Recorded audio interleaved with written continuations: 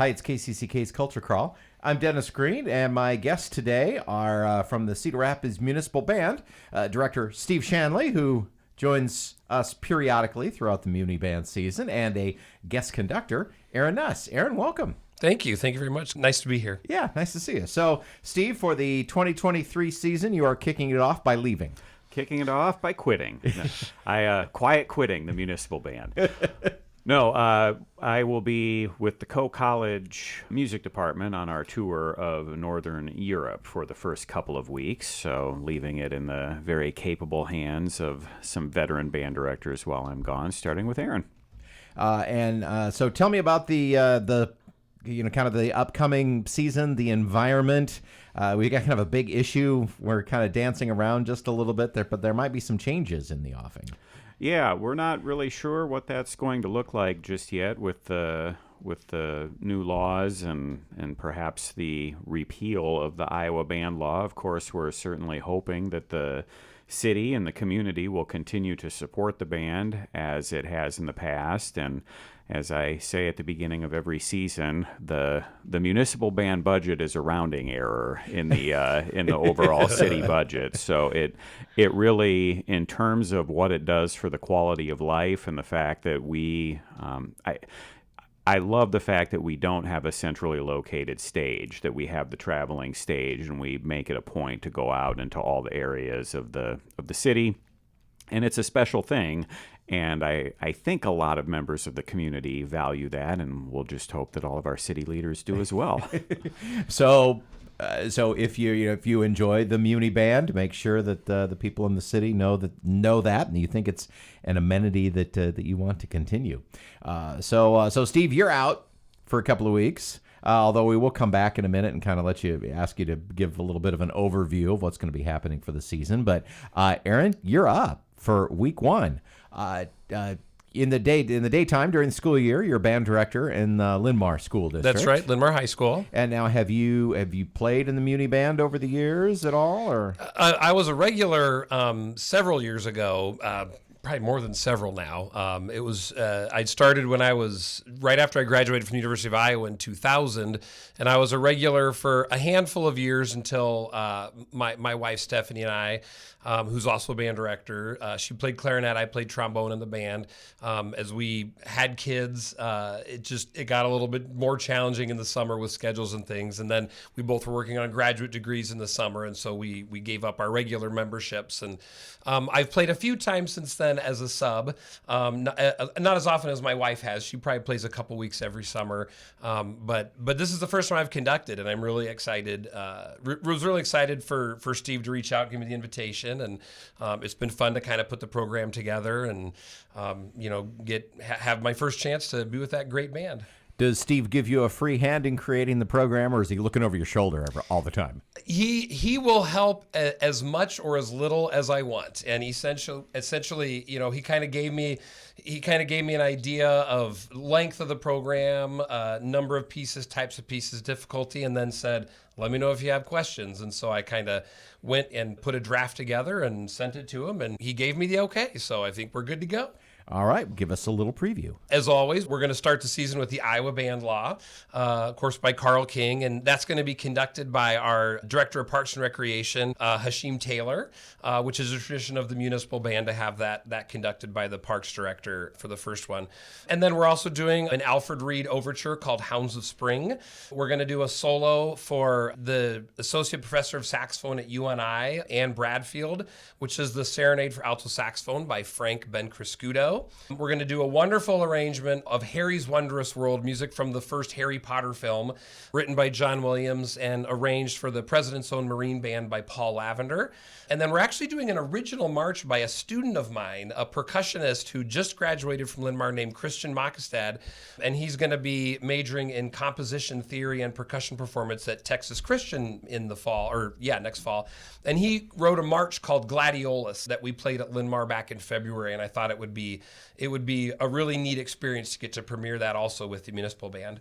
We're also going to play Dan's On from Fancy Free, which was a ballet by Leonard Bernstein. That's arranged by Jay Bocook, just a nice little light piece.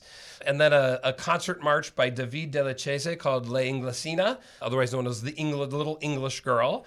And then we'll be probably closing our program, though I haven't quite got the order down yet, but we're doing a medley of music from Pixar movies. And it's got music from Toy Story, Up, Ratatouille, Incredibles, and Cars. And then, of course, we'll do the Cedar Rapids Song of Dedication at the end, and we'll get to feature Emily Brenham as the vocalist on that. Yeah, and singing along is required. So they absolutely. Pass out the little sheets of paper. Or at least standing and moving your mouth. There you go. Pass out the little sheets of paper with all the words so that we all learn the Cedar Rapids Song of Dedication. Yes. So this is kind of for both of you, although Steve and I talk about this periodically. So when you, the music from the movies, you know, the Harry Potter, we got the Pixar stuff. But of course, this is for a concert band, not for an orchestra, which is what it was usually composed for. So talk just a minute about, about the transition, and both as a director and of course Steve as an arranger, you intimately are associated with making, changing from the original instruments to the instruments in the group that you're composing or arranging for. Yeah, this will be a fascinating week for that because there are basically two approaches you can take, and Aaron has programmed one of each approach. So the Harry Potter piece that he programmed, which I'm not familiar with, but I know that if Paul Lavender transcribed that for the President's Own, he basically took all of the violin parts and did not change them at all and just put them in the clarinets to play or the flutes and so on. So it's going to be very close to what was originally written. And the audience, it will sound that way to pretty much anyone in the audience because nothing will have really been changed to make it easier for a band or for students to play. And then the other piece, the Pixar medley, that is definitely more of an arrangement that was probably also simplified a great deal to be playable by school bands as well. And I would guess that most people in the audience are not going to be able to tell the difference between that either. They'll hear Toy Story and it will sound like they remember Toy Story sounding. But if you know the music quite well, then you'll be able to tell that one is maybe a little bit on the simpler side and has maybe had some liberties taken with it to make it a little bit more playable. You make a good point about the arrangement that was commissioned for the President's Own Marine Band. Those are some of the top musicians in the country who are chosen for that. So that, I'll bet that is pretty hard. Yeah, it's the hardest thing on the program, I think. And the keys are the same. The keys were not changed from the original. And it's primarily, it's about the first, I think maybe the first half or so of the end credits is what that comes from. And Paul Lavender has worked with John Williams quite a bit. And there's, anytime, like Steve said, anytime you have one of those John Williams, Paul Lavender, I wouldn't necessarily say it's a partnership, but I know that Paul Lavender pretty much takes the original orchestral scores, keeps the keys the same, everything the same, and then figures out where to put the violin, viola, and cello parts, and everything else is pretty much the same. He's the only one who's allowed to do that. I could, if I wanted to arrange Toy Story for the municipal band, I would be allowed to do that. If I wanted to arrange Harry Potter for the municipal band, that would be denied. Really? Yeah, John Williams runs a pretty tight ship as far as that goes, and he decided a long time ago that Paul Lavender did a good job with the band transcriptions, and so Paul Lavender was going to be the only one to do them. See, a little look inside of the arranging and acquisition process of these songs that are played by bands like the Muni Band. Well, it's week one. It kicks off the first full week of June, correct?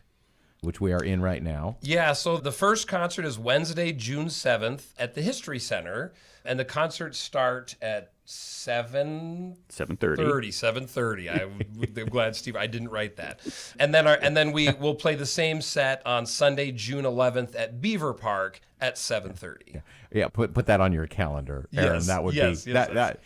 You won't get invited back. I can almost guarantee. No, yeah, I can't set the cruise control for that and just not show up. No, I'll be there. Well, thanks so much. We're taping this a couple of weeks ahead of time, which is why I had to ask what week it was, because Steve, of course, will be gone Right. when this happens. But Steve, I hope you have a good trip. Yeah. And we'll have guest directors in for the first couple of weeks, and then look forward to talking with you after you get back from Europe. And Aaron, I just know that this is going to be a blast. It's going to be fun to rehearse with the band, and certainly fun for the performances coming up. Yeah, I'm very excited. I know a lot of the members of the band's friends and colleagues, so I'm excited to get to work with them. Wednesday at the History Center, kicking off the Muni Band season, and then Sunday at Beaver Park for Aaron's debut as a guest conductor with the Muni Band. You can find more information at crmuniband.org, and also a reminder that one of the bright spots of the pandemic, all of our performances are live streamed now. So you can check that out on our Facebook page. And it's a true live stream, meaning you need to watch it live, because we are good at following copyright law, and we it Which does means not it goes stay up. away. It does not stay up for you to watch later, but you can join along in the fun if you're not able to be there in person. Gentlemen, thanks a lot for being with me today. Thank you so much. Thanks, Dennis. Again, crmuniband.org or the CR Muni Band on Facebook for more information and or the live stream. You can hear the Culture Crawl live on the radio many weekdays at 10:30, or download the podcast, watch or listen on your own schedule at kcck.org/culture, or using your favorite podcast player. I'm Dennis Green, and I'll talk to you later.